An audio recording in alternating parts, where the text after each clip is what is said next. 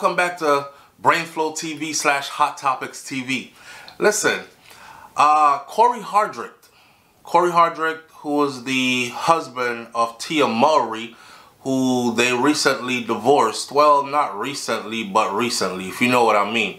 I've been meaning to talk about Corey for a long time and the situation that went down with his whole divorce with his wife and stuff. But now that he has a starring role in Tyler Perry's new movie, which is called Divorce in Black, alongside Meagan Good as his starring lady, now is the proper time to talk about it. First of all, shout out to Tyler Perry for going and getting that brother and putting him to work and putting money in his pockets, because that's what it comes down to, right? But not only that, when you're able to do all those things as a man, then it uplifts your self-esteem. And on top of that, he is back in the eyes of Hollywood, so to speak. He is back in front row. He is back being seen and being valued. You understand? Right. Now, where we're at with this, I think the movie Divorce in Black is going to be a damn good movie. Well, I mean, Tyler Perry makes damn good movies anyways. Well, that's my opinion. But I think this is going to be a really, really good movie, and I have to go see it. Especially with Meagan Good in it. Now, Divorce in Black is funny because Meagan Good got divorced not too long ago. Of course, she is with who she's with now. Kind of rescued him from all kinds of atrocities. But she got divorced not too long ago. So she knows what it feels like to be divorced or to go through a divorce. And then, of course, you have Corey, who got divorced from Tia Mowry, or she got divorced from him, whichever way you want to put it. And he knows what it feels like to go through a divorce too. So to see them reach deep inside themselves to harness that character and bring that character to life on screen in the movie Divorce in Black is probably going to be super, super good. But that ain't what I want to talk about, though. I want to talk about the way how the divorce was perceived between Tia Mowry and Corey Hardrict. See, what y'all don't understand is this, right? Tia Mowry is one part of a twin set, Tia and Tamara. And they are like America's darlings. If not America's darlings for white people and other Hispanic and whatever else groups that are out there, Asians, they were definitely America's darlings for black people. Just like how we used to have the Huxtables. And it was one of those shows where daddy was a doctor, mommy is a lawyer, the older kids are in college or high school getting ready for college. Everybody plays basketball or does ballet or something. You know, it was just a good look. A good picture painted of a black family. It's kind of like the same thing for Tia and Tamara. They were endeared to us from a young age. So there are a lot of women now who are in their 40s, 50s even, 30s, late 30s to 40s, those kind of women who grew up with Tia and Tamara and they could relate, or that was their escape, right? So they've been watching these girls ever since they were young until now they're grown women. So no matter what happens in the future, they have a husband. They're going through a divorce.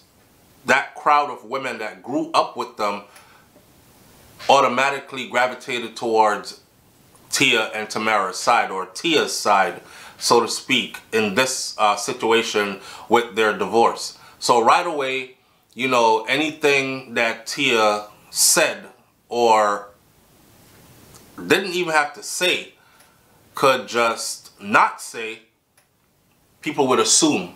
And what happened was the backlash that came from that for Corey, it was heavy. I saw it. I saw the backlash. And I don't think that Tia defended him enough. Now, mind you, I was very invested in this, because I wanted to know, was he a bad husband? I grew up with Tia and Tamara, right? So I'm like, was he a bad husband? Did he treat her like shit? Did he like not care about his wife? Did he abuse her physically, mentally, verbally? Like, what was it that caused the divorce? And it turned out from Tia's own explanation, it was a her problem, her thing. Now, could you imagine being married and you think this is my partner for life? We're going to go through our changes, because nobody remains the same for your whole life, right? So when you get married, you can't expect the person you marry in 2024 to be the same person in 2034. That's a whole decade ahead. People grow, they change, they mature, they view things differently, their bodies change. You know, a lot of stuff happens in life, and that shapes who you are then in that present time, wherever that time is, that meets you on that timeline of life, right? So when you get married to somebody, you're saying basically, I'm going to be here for all your changes. I hope we grow together, and I'm going to work on us growing together. I'm committed to working on us growing together. I know there are going to be changes. There's going to be changes in me. There are going to be changes in you. But hopefully we can keep this together. I'm committed to that idea. So to get to a place in a marriage, right, after you've been in love and the honeymoon phase is over and you have children, and now you're doing that phase of life where you can't do as you want as a hot couple anymore, because now you have babies and the sex ain't hitting like it used to be hitting, and all the excitement is stripped away because now most of your attention is on the children and raising this family and making sure everybody is secured and making sure we're okay financially and this, that, and the other. It doesn't seem to be so fun anymore. Could you imagine your partner comes to you and goes, listen, it's not you, it's me. It's kind of like going to a job interview where you know they're not going to call you back. Don't call us, we'll call you, right? Because don't call us, meaning we ain't answering your call, and we're not interested in you calling. We'll call you. We'll call you means sit and wait for us to call, because we probably ain't never going to call, right? Don't call us, we'll call you. Your partner comes and says, well, it's not you, it's me. Yeah, I'm just not happy anymore. You know, I think I've lost myself and I have to go find myself. I want a divorce. And you're like, why? What did I do? What happened? Come on, we could work this out, right? Whatever it is, we could work this out. And your partner goes, nah, we can't work it out. I've thought about it. Nah, there's nothing to work out. I'm just not happy. You know, and going my separate ways. And you'd have no choice but to just swallow that, right? That's the kind of deal that Corey Hardrick got by Tia's own words, was that she just forgot herself. She was busy taking care of and thinking about everybody else and forgot herself. Wow. Shout out to people like my grandmother and them, you know, the matriarch of my family, because she forgot about herself a long time ago. And out of her forgetting about herself, a lot of us got a solid place in life, a happy childhood, and are functioning, intelligent adults today because of that. But, you know, some people are selfish. They're like, yeah, it's all about me. I got one life to live. I don't care about them damn kids. I need to be happy. I don't care if my kids see me dating another man besides their dad. I don't care if my kids see another man coming into my house, or if they're in their room and they hear coming from my room, knowing that it's not their father that's in there, even though now they're growing old enough to understand what's taking place in the room. I don't care about all that. I don't care how it affects them. I don't care how they view it. I just need to be happy for me. Wow. Because that's what it comes down to, right? You have a divorce from your husband. You're not going to just go be a monk or a nun. You're going to go back on a dating scene. You're going to go throw that ass in a circle a little bit, try to see who catches it and who's worthy of keeping versus who's not worthy of. You know how that goes already, right? Seeing Tia on an interview where she said, the world is different. And dating, these people out here, they just get straight to it kind of thing. Like, it's as if she was saying there's nothing out here for her. And it's hard for her. She wants to date. She wants to be swept off her feet. She wants to be treated with romance, right? And I'm thinking to myself, man, you should have stayed with your husband and tried to rekindle all of that. Because here you are, a woman in your 40s with multiple children, divorced. Ain't nobody trying to... The pickings are slim for you. You are now out here back on the market competing with 20-something-year-old girls, young ladies who don't have children. They're probably even in college, or they have a degree already in a good paying career field which they're just beginning to work their way up in, or whatever. That's more attractive to an accomplished man than a 40-plus-year-old woman with 2 children and divorced. You understand? So now that you're out here, and I'm going to tell 40-plus-year-old women something. Majority of men that you're going to meet on the dating scene, pardon my language, but I'm going to be rough. It's going to be like this. You this age, man, you should be fucking on the first date. Ain't nobody got time for you to tell me, oh, you got to wait a couple of months. Couple of months for what? For your old coochie? Couple of months for what?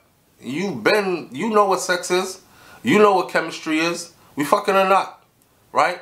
And then if you fucking, you better be doing some spectacular shit, because you had 40-something years on this earth to learn some good shit. And I'm not the first person, second, third, fourth, fifth, sixth, or seventh person you've been with. So if it's boring, I'm leaving. So y'all up against, you guys are up against a whole lot. But to see her, Tia, throw herself out there like that and walk away from her husband, and then she said in an interview, he did not. Because a lot of people kept saying he cheated, that's why she left. Yep, they all do. They all cheat. These are all these triggered women who've been cheated on multiple times. He cheated. That's what Corey did. He cheated, and that's why Tia left his ass. She came out and said, point blank period, he did not cheat. That's not what this was about. And when she said that, I was like, what? Then what the fuck? What is it? What was it about? Why did you leave your good husband? Now, mind you, some people, they don't cheat, but they're hard to live with regardless if they don't cheat. And some people think that because they did not cheat or do not cheat, that that's supposed to make them a good partner. You're manipulative, you're disrespectful, you're all the other things, plus you don't cheat. You might as well go ahead and cheat, right? But as far as I heard from her own account, he was none of those things. It was just that she got tired of carrying the load, tired of feeling like she forgot herself and has to cater to everybody else. And I've got to go find myself again. I bet money, I'll put money on this. If Corey was getting leading roles and lots of roles in movies, and he was bringing in the money, bringing in the bacon, more money than Tia was, for an extended period of time, she would have never divorced that man. She wouldn't. The problem is her net worth was way above his. The problem is he became somewhat of a stay-at-home dad, and she is Tia, the star who's been a star since I was a child. Even had my own series. And you know, the media really catered to her when the breakup happened. She was the one that got all the interviews. So girl, come on and tell us about this new divorce. How you feeling? She's like, you know, I'm feeling pretty good. I'm out here. And Corey is at home crying like, oh, I did nothing. I did absolutely nothing. And this is what I got. You know, it was rough. It was rough. So to see him now in a leading role in a movie that seems like it's going to be a hot-ass movie, Tyler Perry joint, I'm wondering what she's thinking. His co-star is Meagan Good. Tia Murray has never been a big star in Hollywood like Meagan Good. I don't care who wants to argue with that. She has never been a sex symbol like Meagan Good. But there's your husband or ex-husband, and he's starring alongside Meagan Good in a Tyler Perry's movie. Where are your roles, Tia? What are you doing with yourself now? Are you shining on the stage? I don't know. I don't know what movie I would see Tia in right now where she has a starring role that grips me so much that I'm like, I have to go see this movie. But for me, Corey has always been that kind of an actor. Even if you look back at all the stuff he's acted in, he's always been a good actor. I just often wonder why he did not get more roles. And maybe it's because he was playing, you know, playing down himself so his wife could shine. Because sometimes two people can't shine at the same time. There's a lot that goes into taking these roles, being at premieres, going on a run for the promos, being at different events to promote the movie, etc., etc. You got to be away from home, away from family, on location, filming, etc., etc. And he probably just wanted to be at home with his family and let his wife have the stage and do her thing. And he'll take a role every now and then, right, as he felt fit, when she probably didn't like that. She probably wanted a leading man. She probably wanted a man who was up front and the big star and the apple of every woman's eye, like a sex symbol. Like, damn, I want Corey. Tia is so lucky. Because that's how a lot of women are. They want a man that other women want. If you ever heard men say, damn, the whole time I was single, women didn't really look at me. But as soon as I got married, out the woodworks they came. Like, they want somebody's husband, right? Well, I don't think she saw him being desirable, because he wasn't getting all these roles and he wasn't being on screen and he wasn't bringing in the bread and doing, you know, the lead stuff. So she figured, I'm going to go out and get me and do me and be me. And it's going to be about me and that kind of stuff. And now here we are. You know, even her fans, one of them in Atlanta Black Star, a comment that says, sis, just go back with your husband. Just go fix things with your husband.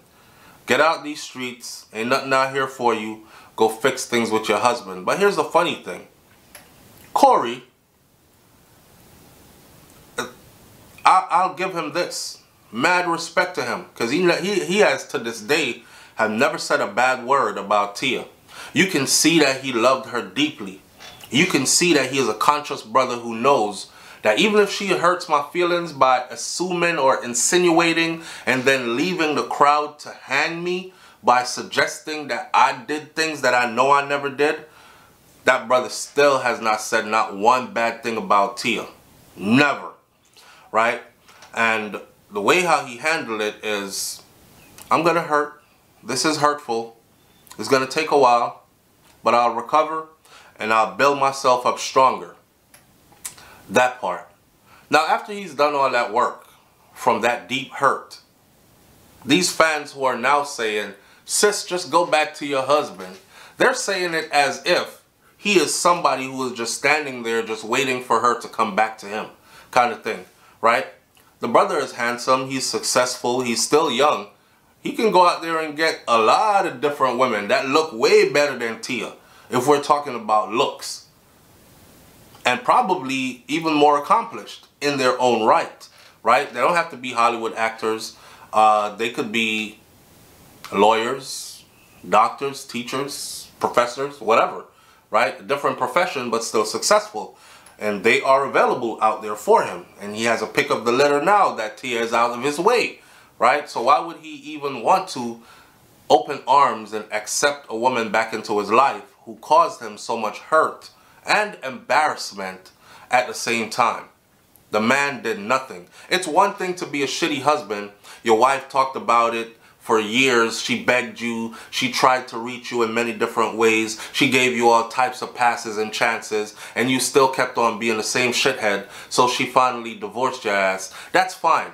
But to be a good husband and never stepped out and never did anything and always let your wife have the floor and speak to her in a certain manner and cater to her needs and love her, and then you still get hit with, it's not you, it's me. I just got to go find me. The love isn't here anymore. I want a divorce. That's rough. Let's close this video by saying this. Their divorce to me was a perfect example that a man can do all the things and still end up with the shitty end of the stick.